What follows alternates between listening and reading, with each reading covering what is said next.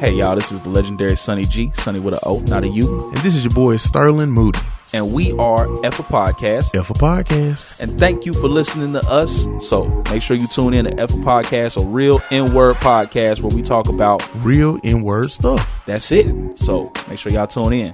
Effa Podcast. Effa Podcast. Thank y'all for tuning in. Welcome back to Effa Podcast. Effa Podcast. Effa Podcast with your host, the legendary Sonny G, and his co-hosts, comedian Sterling Moody, player partner Sterling Moody, and we also have our production manager Bree. Yes. Hey y'all.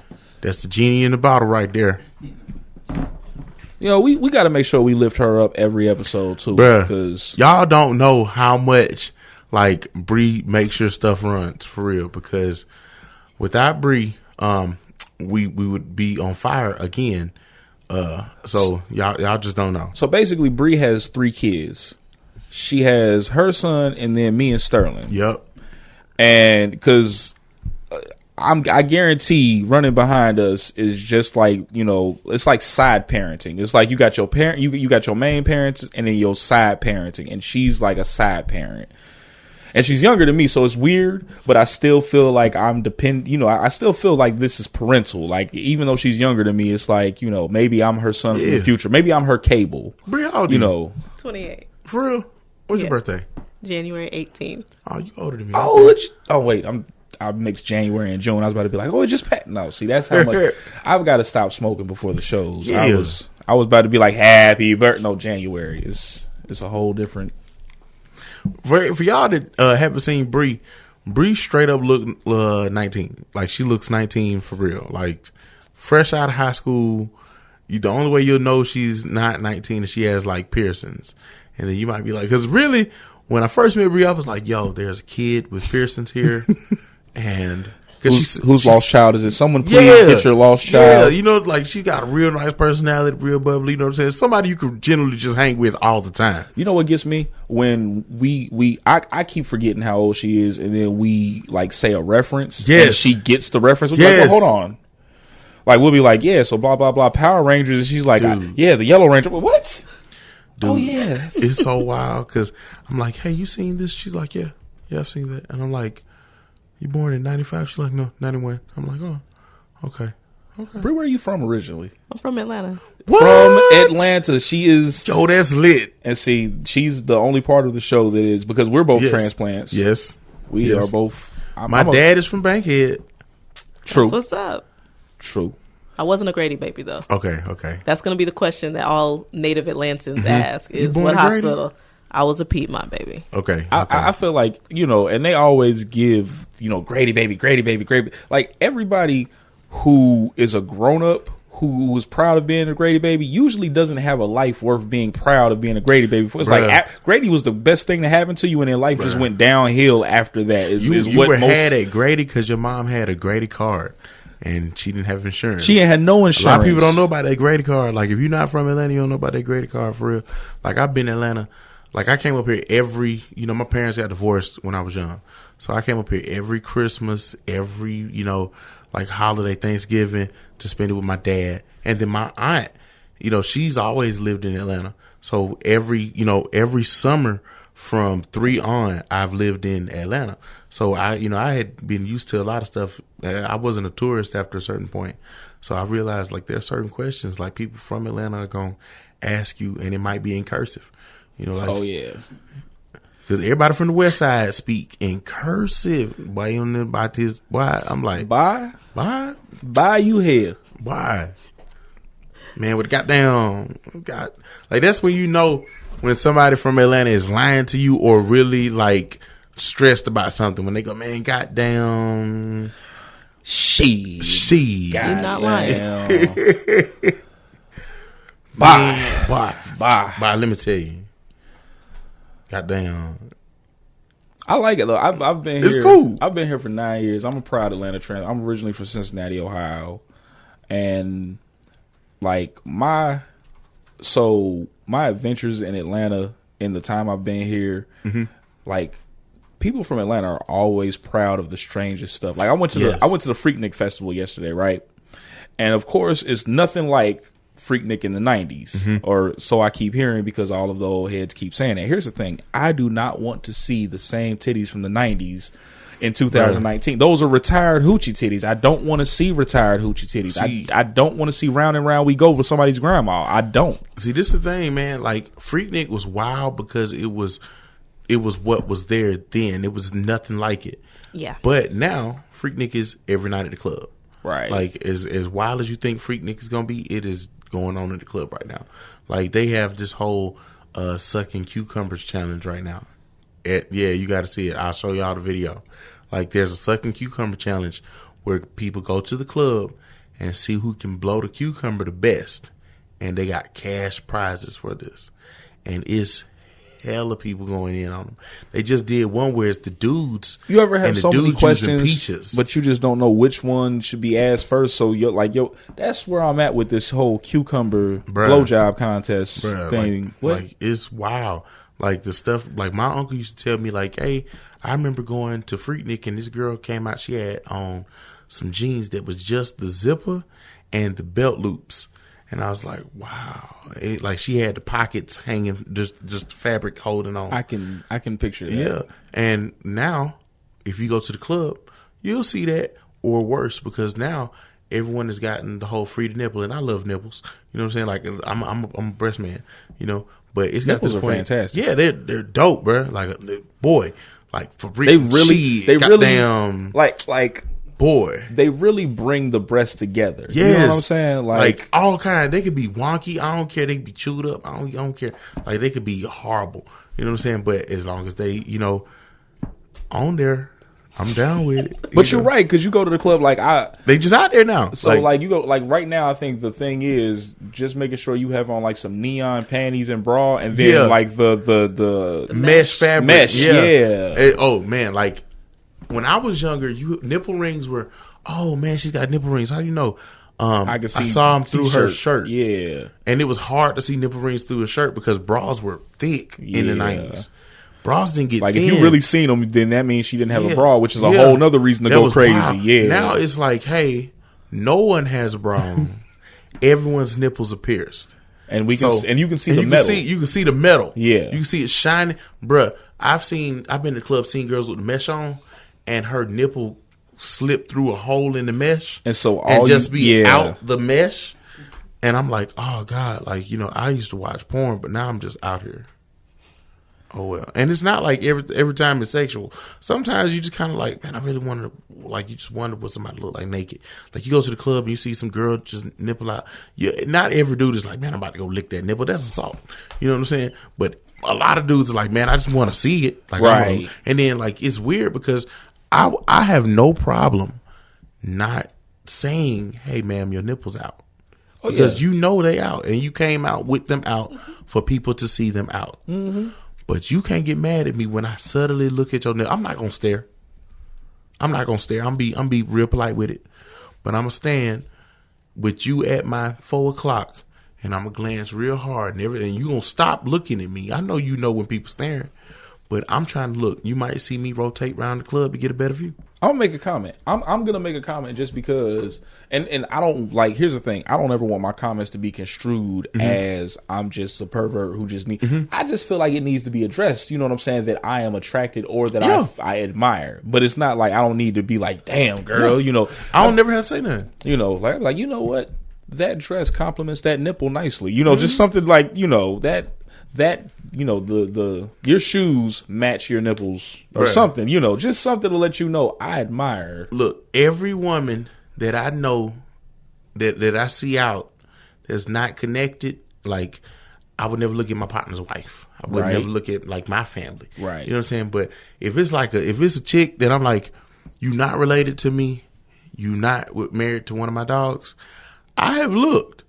You know what I'm saying? Because you like me as a person, and I'm explaining myself, but I don't care.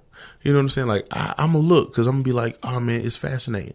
I'm not going to say nothing to you. And I might really want to and be like, man, I just want to see it. But I ain't going to say nothing because I don't want to make you uncomfortable. You know what I'm saying? Because if you get uncomfortable, the nipples might go away. And that's why guys need to stop catcalling. If you really want to see more body, don't say nothing. Like if guys just stop giving out compliments on women's bodies, like stop all the thirsty comments on the gram, stop all the, like, you can like it, yeah, but stop all the thirsty comments. Stop saying it in real life, because when you make a woman uncomfortable, then they go, okay, I don't want to do this no more. The whole reason that girls are able to show more skin is because they backed each other up. Girls were like, girl, does this look good at the club? Yeah.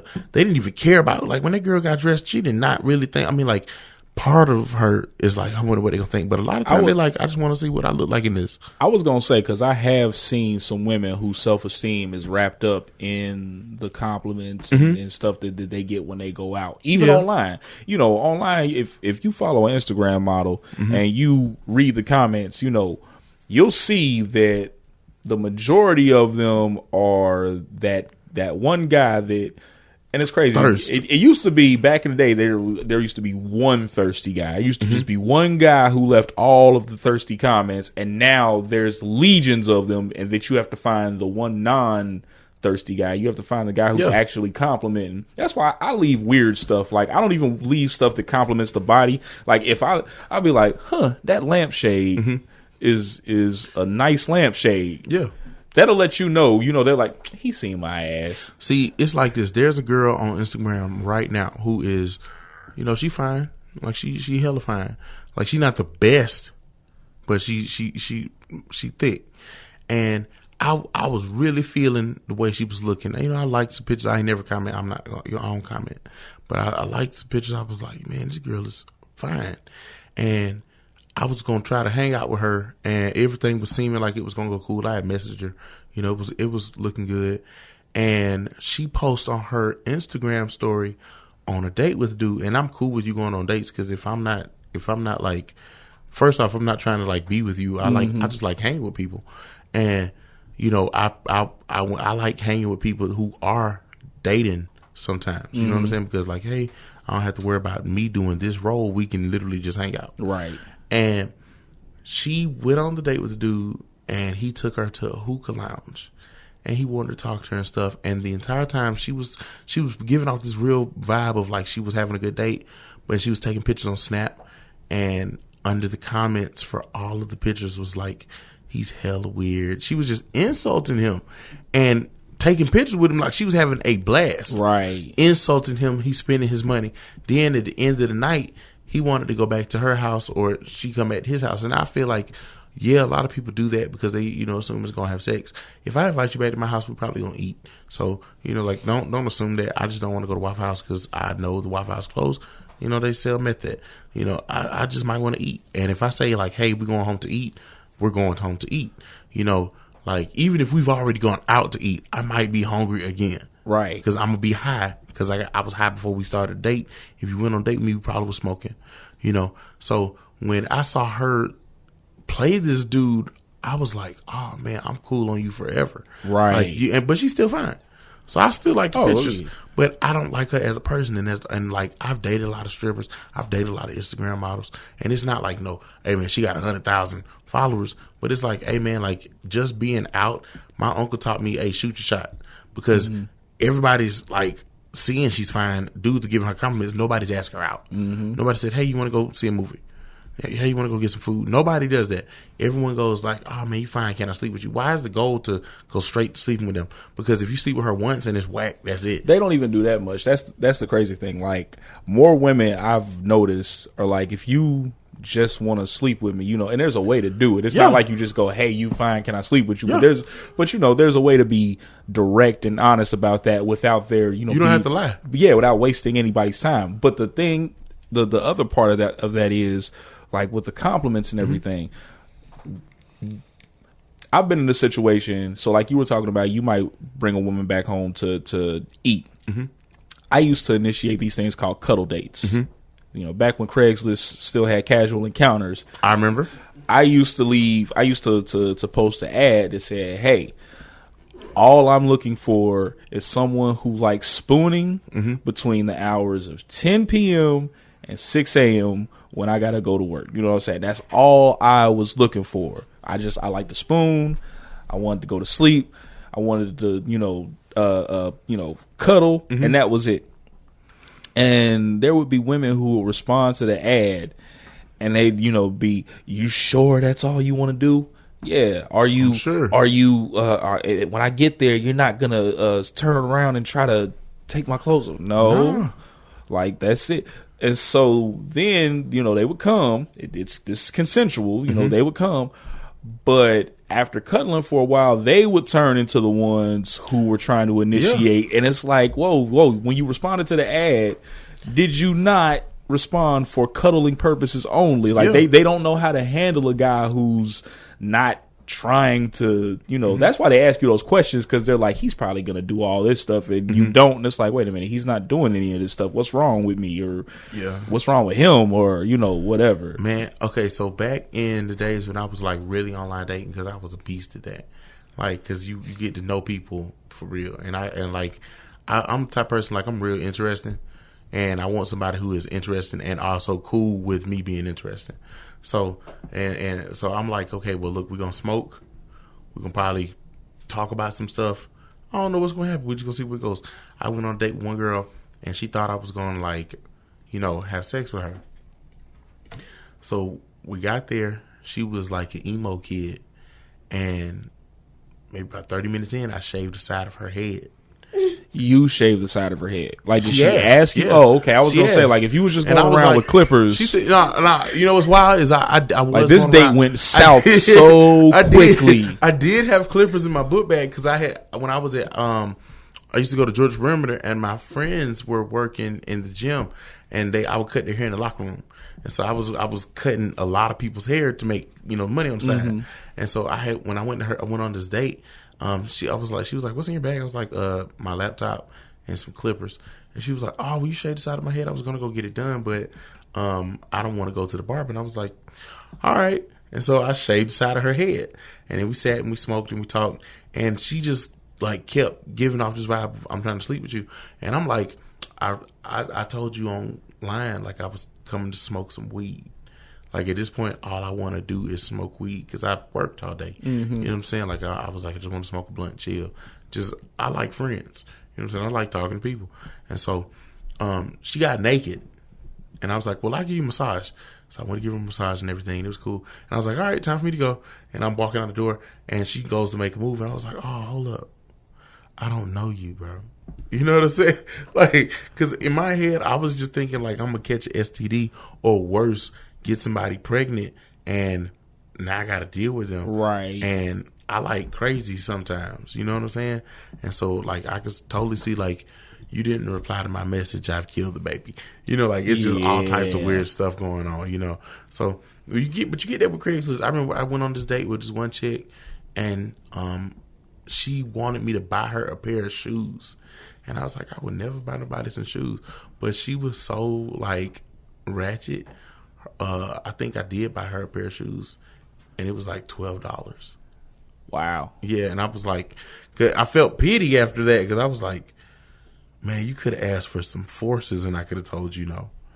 But you asking for some $12 shoes, oh, you need this. And then, like a week later, she asked me for a Christmas tree for her kids. It was, the tree. The tree. Not like gifts, but the tree. The tree. And I said, why would I buy your kids a Christmas tree? And she said, well, we trying to work on this relationship. I was like, excuse me, bitch. We have gone on one date where I bought you some shoes, some Panda Express. I found out I didn't like the way your nipples look like they might be keloids. And I was like, hey, I'm a dip. And I just haven't talked. I'm like, I don't break up, I ghost. I can see that. I can see that. You know me. I'll move. Like, I'm kind of like that. Like, I ghosted a woman one time because she was part of the cuddle date that turned into actual dating. Like, she actually abided by the rules of the cuddle date. She wasn't trying to man rape me like some of the other women were. But so what happened was we got real cool, and she would stay over, and I'll never forget. I told her, I said, hey, I have a 4-year-old daughter. She doesn't, really know what daddy's doors closed means, so she might just run in and jump in the bed. And her reaction was, oh my God, I don't know how I would deal with something just crawling in the bed with me. Yeah, we would have been fighting. Bitch, did you just call my baby a something? Something. Something. But see, like you said, like, I don't know how she didn't get that. My whole demeanor changed the whole rest of the time we were together that night. And then when she left, personality went on soft. Yeah. That's exactly that. You know what? I did not know how to describe it until, my personality went super on soft. Like, and then she left and I deleted her number. And so she was hitting me up. And then one day she just, I don't know why I haven't heard from you within the past 3 weeks, but I guess that's it. Yeah, you called my baby or something. That's after 3 weeks, you probably should have been like, dude. I think it's weird. Like Bree, do you get like as a woman with the whole like dating and stuff like that? Like, do you think you deal with like when does the crazy hit for a dude? Because with guys, we know the crazy. We see the crazy in the beginning. And we like, hey, and it comes one or two ways. Usually, it's like I see the crazy, I'm put up with it. Oh snap! I bust this nut. Oh wow, she is really crazy. I didn't know. Yeah, we be thinking the crazy is a lot lower level than it actually be. And then when we see maximum strength crazy, we're already in a relationship. Like you might be pregnant or whatever, and then we see maximum strength crazy. Yeah, like with a dude. Where do you see it? With guys, with the online dating thing, it's way more subtle.